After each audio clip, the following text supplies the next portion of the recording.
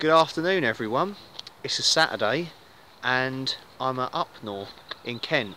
The River Medway is behind me. I'm joined by the lovely Candice again. Here she is. Hello. She's laden down with some stuff. So yeah, the plan today is we're going to walk along the Saxon Shoreway, along the River Medway to Cockhamwood Fort, which is quite a ruinous abandoned fort from the 1660s, and we're going to try and wild camp there tonight. We're going to be using my Ridge Raider hooped bivvies. I've got the old version which I'm lending to Candice. She's really excited about using that, by the way, which is cool. And I've got my newer version. We're sort of going fairly lightweight-ish. I've got my Osprey Stratos 24 litre pack, I think it is, and she's got my OEX Rapid 24 litre, beautifully modelled there. So yeah, it's a lovely part of the world this. We've just had a look at Upnor Castle, and that's a separate video, so check that out if you haven't already. Tide looks like it might be coming in a little bit. It's just gone 4 o'clock I think, so probably starts getting dark about 6 o'clock-ish. It's only about a mile up the river to the fort, so we'll show you along the way. Right, enough talking, let's get walking.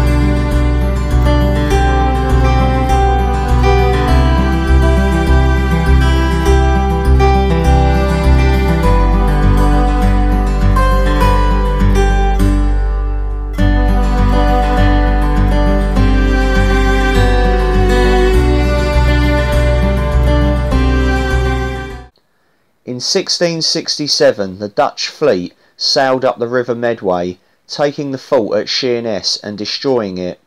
When they entered Gillingham Reach they found a chain stretched across the river with batteries at either end. Some English ships were guarding the chain, but the Dutch broke through it, burning and capturing a number of English ships, including the flagship. The following day they sailed further up the river, burning yet more English ships, and were only kept from reaching the naval dockyards at Chatham by the deliberate sinking of several vessels in the Channel. Upnor Castle, the 16th century fort built to protect Chatham, had been insufficient to stop the Dutch ships, and was too far upstream to protect the whole of the anchorage. It was clear that new fortifications were required on the Medway. Cockhamwood Fort was constructed in 1669 on the north bank of the River Medway. In conjunction with Fort Gillingham, it took on the role of defending Chatham Dockyard from seaborne attack, a role which had been performed by Upnor Castle for the previous 100 years. Built in 1669 by Sir Bernard de Gaume as a direct result of the Dutch raid on Chatham Dockyard in 1667. The fort was abandoned around 1818 after several decades of gradual dilapidation. Some of its structure is still standing, the most obvious part being the brickwork of the lower battery, which is a prominent feature on the shoreline of the River Medway. After the Dutch raid on the Medway, Bernard de Gaume was charged with the task of strengthening the defences, protecting the Medway and hence the dockyards at Chatham. In October 1667 he surveyed the River Medway. At this time he suggested possible sites for 2 batteries at Gillingham Reach. This was a bend in the river where ships needed to make some difficult turns to avoid the mud banks. De Gome's idea was that the first fort, near Gillingham, could fire at any hostile vessels sailing upriver. When the hostile ships entered Gillingham Reach, they would be raked from behind by this fort, but also raked from in front by Cockhamwood Fort. The fort was to have 30 guns placed in 2 tiers, one at the water's edge and another 9 metres behind and 4 metres higher. Construction work began in late 1669.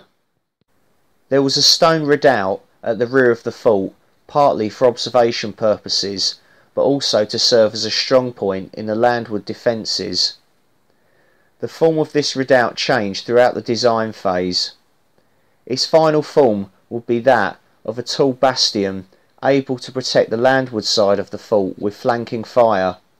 Although the plans described it as a stone redoubt, in the end it was built of brick.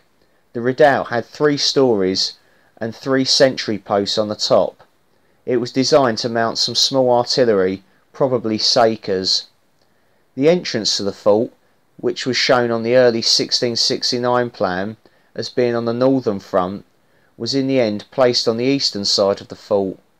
There was a small guardhouse by the entrance and a raised section at either end of the river front, which could have been for observation posts. Apart from the riverfront, the guardhouse and the redoubt in the north, the fort was made up of earthwork ramparts. It was surrounded by a 15-metre wide ditch. This ditch may have been partially flooded at high tide, but there were no sluices to control the water, and silt probably built up in the ditch relatively quickly. The fort was completed in 1670 and gun platforms were laid with planks covered in tar. There were 17 embrasures on the riverfront, plus 3 embrasures facing west and 2 facing east on the raised platforms. The upper tier had 19 embrasures, all facing out over the river.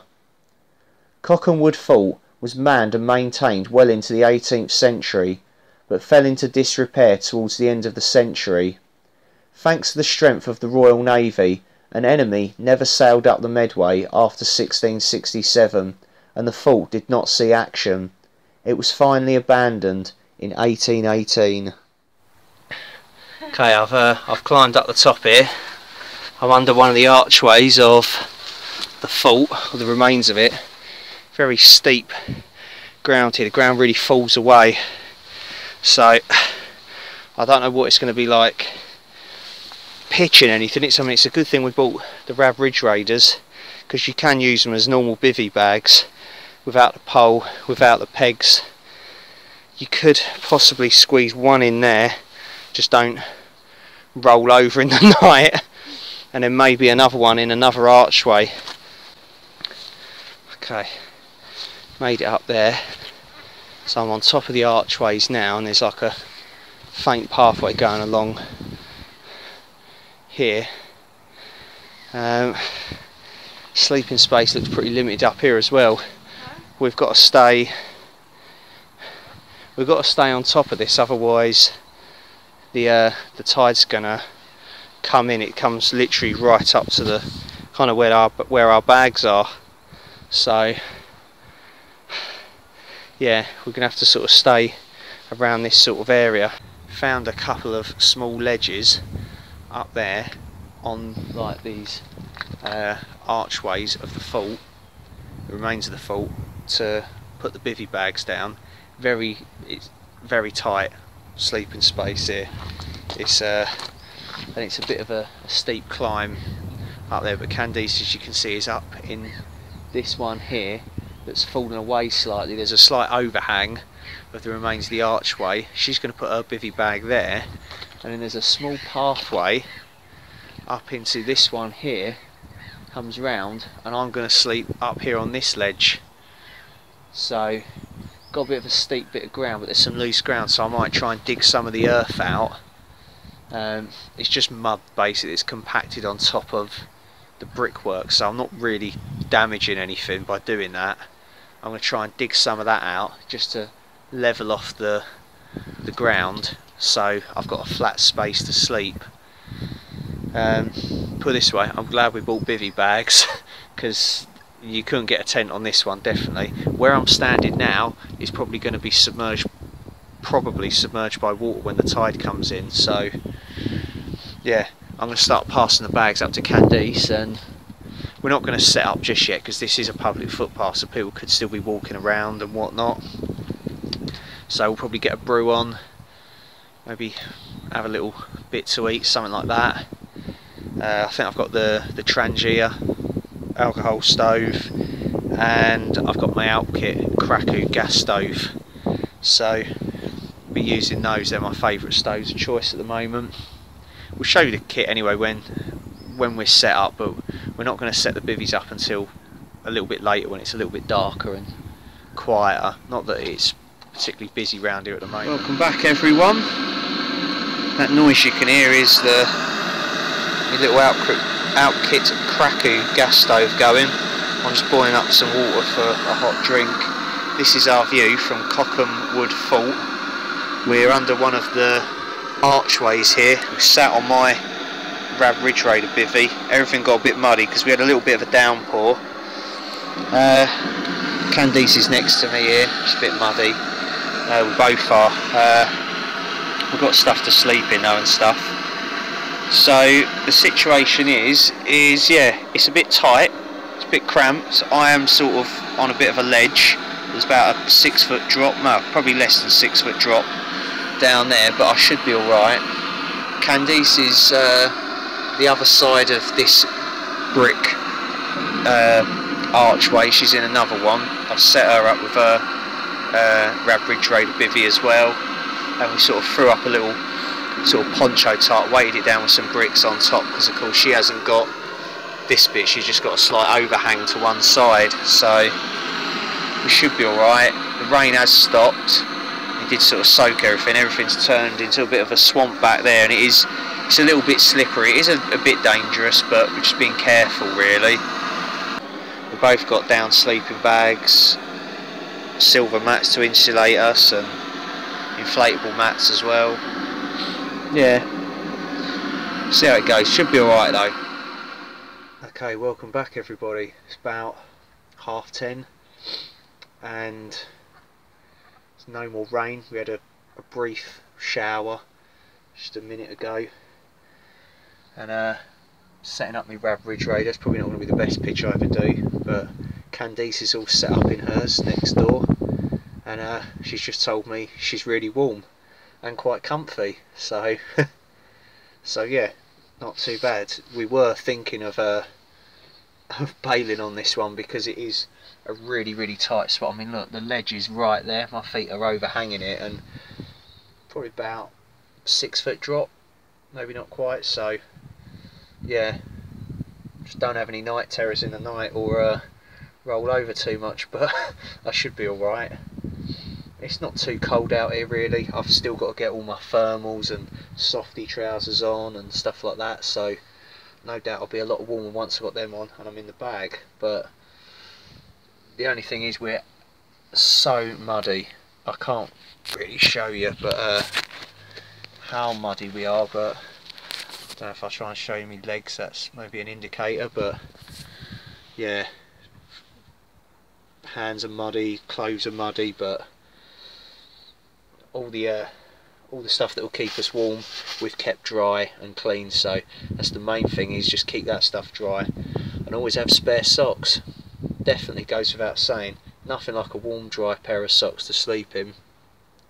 Yeah, and some spare dry thermals, long johns, and down jacket, hat, gloves, little neck thing. I'm going to do another hot drink before I go to sleep, and seeing as it's Easter, thought I couldn't forget this.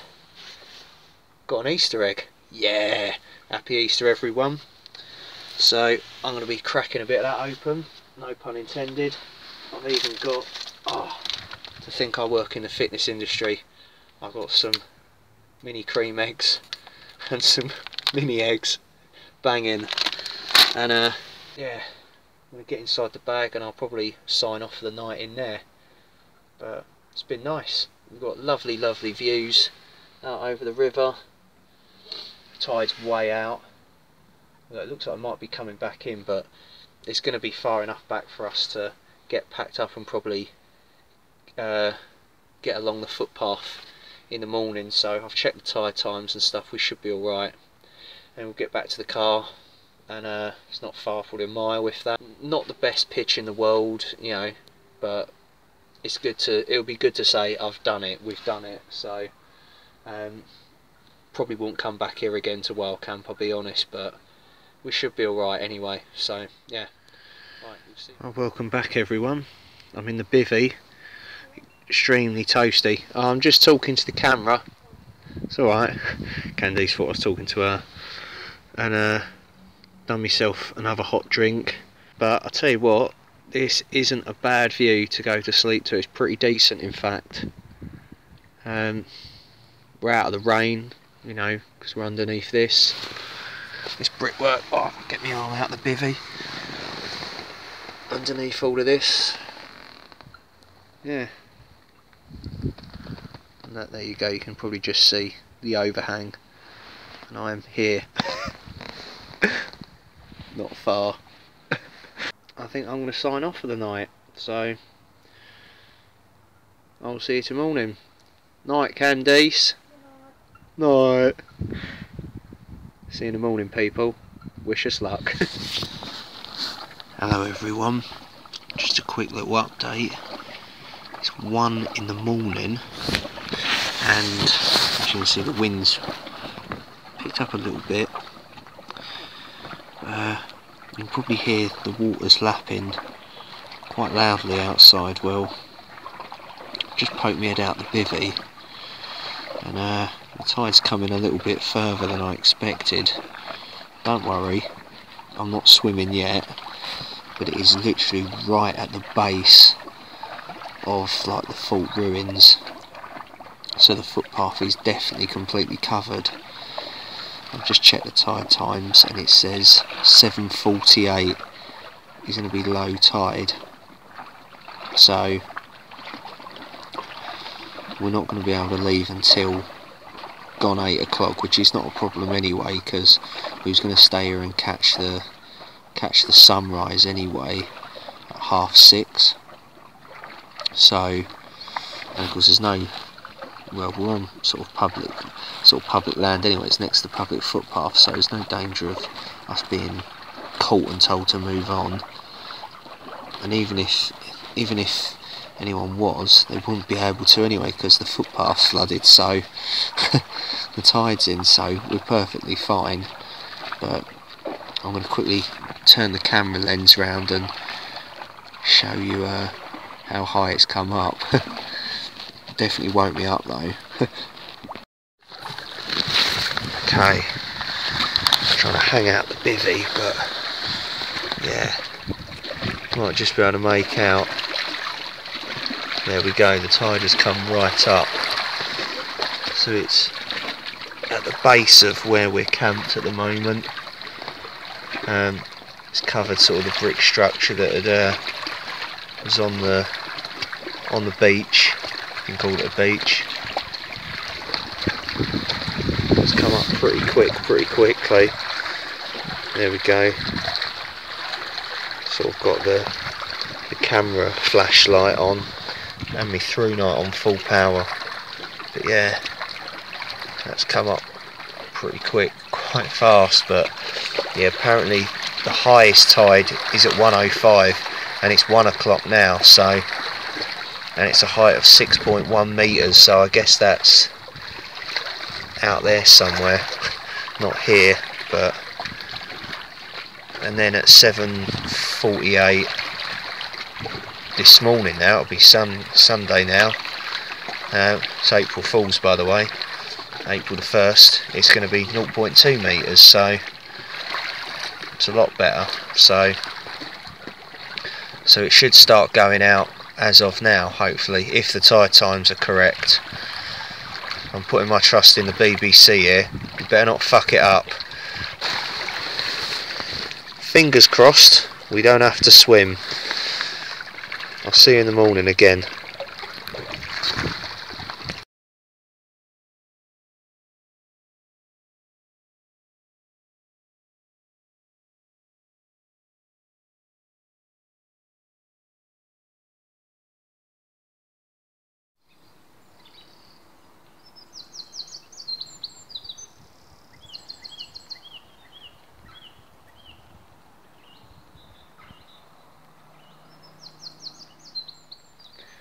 Good morning everyone. It's about 7:30 and we made it through the night. The tide eventually went out, as you can see. Went out at about 3 AM. So I stayed up for an hour just to make sure, and then eventually got some sleep. Somehow I managed to sleep. Candice unfortunately just told me, so other side the wall, that she hasn't slept at all, which isn't good, so we'll get some sleep in the car before we go. But she was warm though. You was warm, weren't you? Yeah, she was warm. She's proper toasty, so yeah. But look at these views we've got, looking out over the River Medway. Finally managed to wild camp on the River Medway. Bang in. I'm well happy. There's no more rain. Rained heavily last night apparently. I won't know because I slept like a log, you could even say. I don't know, I was really warm. I was on a bit of a slant here though, going towards the edge of the thing, but as long as I didn't like roll over too vigorously or let the mat slide out from under me, I was alright actually. It was quite nice. In fact, I got more sleep here than I did at Recover Towers with Andy last weekend, so yeah, it's alright. It's been so peaceful here. It's lovely. Right, I'm going to attempt to try and show you around the place. I mean, everything behind us is, look at that, it's just a mudslide. Trying to get up it and you instantly just get covered in mud, but I'll show you the views at least. So, and I'm going to get a hot drink on the go. I need something to drink. I'll chat to you soon.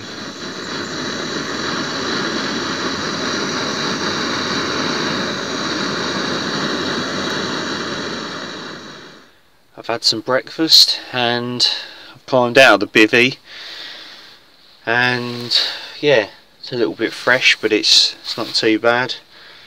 I'm going to try and make my way up this mudslide of a slope round the other side of the brickwork to Candice and show you her setup, but I'll show you mine first. I started carrying that big dry bag with me just to store stuff in outside, like shoes, muddy clothes or wet clothes, stuff like that really. It's got those loops on it so you can lash it to a rucksack. Talking of rucksacks, in there I've got my OEX Rapid 24. It's been proper broken in on this one, it's absolutely covered in mud. Got my down sleeping bag, silk sleeping bag liner. There's that OEX half pad. The Thermarest is underneath that. Thermarest stuff sack pillow is to the left of the bag. I've got a few extra odds and ends in the rucksack. Still got my Easter egg to eat, but it's Easter Sunday, so I'll probably have it back at the car. I ate everything else out of it though. And yeah, Outkit Kraku stove, use that. Outkit titanium pots and spork. My Nalgene bottles. And yeah, and of course the shelter choice was the Rab Ridge Raider. Couldn't quite peg it all the way out, but once I zipped it up and pushed my bag up to the end, it brought this up anyway, so it actually kind of worked really. So it's actually pretty good, yeah. So this is my view from my bivvy looking out. It's pretty cool, isn't it? I'm going to complain.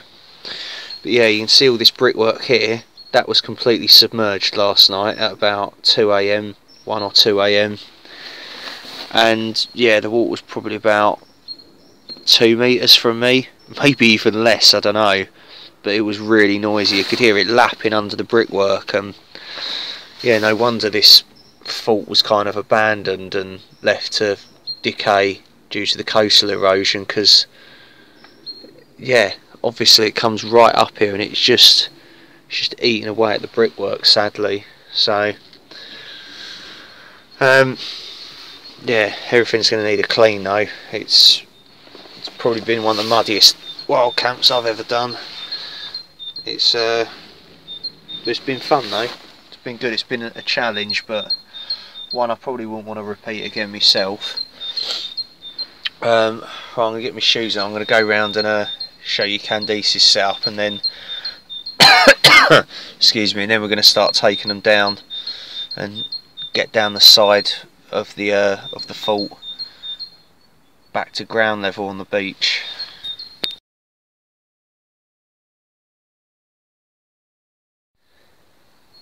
Okay, I've managed to scramble through this little hole here, through some pretty thick slippery mud, nearly breaking my neck a couple of times, to join Candice. Here she is.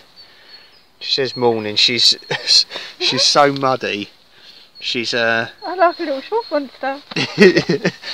And then this was her Ridge Raider hoop bivvy, so she was under this little overhang all night. A slight dip in the ground, as you can see it's on a bit of a wonk. I sort of strung up this, I say strung it up, I used one of our old poncho tops just to keep a little bit of rain off and put some bricks on it, and it's still there, which is good. So yeah, basically, if I might have to use Candice here to hold on to, we've got to get down there. It's pretty steep, but climb down the side of the brickwork. It's too steep to jump off of down there. Even before the fort was completed, erosion from the tidal waters of the Medway were a problem, and it has now caused much damage to the riverfront of the fort. Aside from the remains of the riverfront, the remains of the fort are rather overgrown.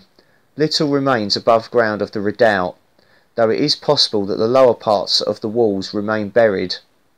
The form of the redoubt can be made out, and one wall of the guardhouse on the eastern side of the fort seems to have survived. The earthworks of the fort have suffered from erosion and some landslides, but the site of the second tier of guns can just be made out. The site was surveyed in 1993, but even though there is EU funding available for such projects, it seems that no restoration work will be carried out to save the fort. Okay, welcome back. We're now down on the foreshore, and we've managed to get all the equipment down.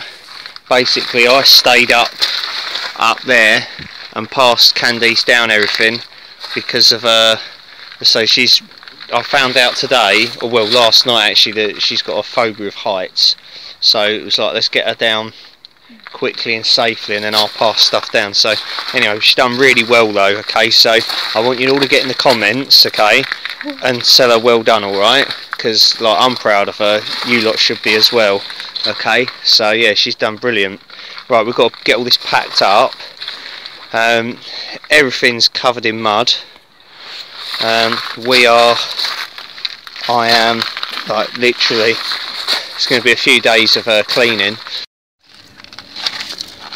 Okay, we've packed up.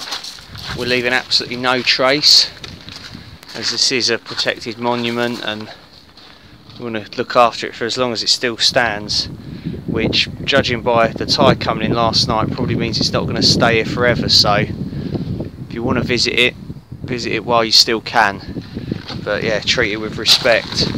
That's what we're doing. Right, as you can see, the sun has come out. It's a lovely Sunday morning, and we're going to go and have a quick look at this shipwreck where I'm pointing to. I think it's a Dutch boat, I'm not sure, and I think it's from 1669 or no, 1667, from the Dutch raid. So we're going to have a butcher's at it anyway.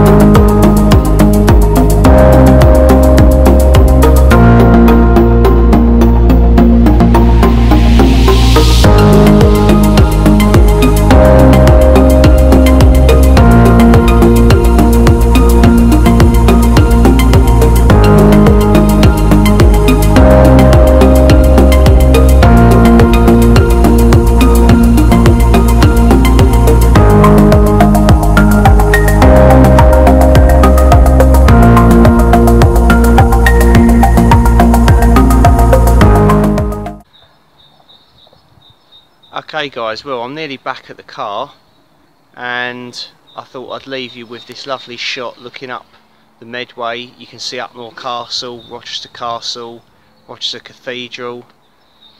Probably going to do a video at Rochester Castle at some point, maybe the cathedral as well, who knows. And yeah, it's been a really good camp, this one. It's been a tough one. I mean, we're covered in mud, but like we've had a good time.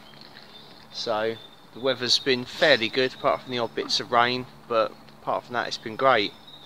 And the history of Cockhamwood Fort has been really good. I'm glad I got a chance to get there, see it, document it, and even wild camp there as well. So yeah, big thanks to Candice as well for joining us and sticking it out.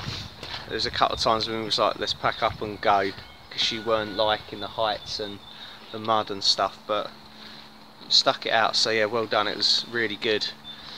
And of course, thank you everyone at home for watching. Thank you for subscribing as always and supporting, leaving nice comments and stuff. Hope you've enjoyed this one, and you'll see us again soon. Cheers for watching, see you later, bye. Bye. Wonder if Alan's in. Alan! Alan! Alan, you in there? Alan!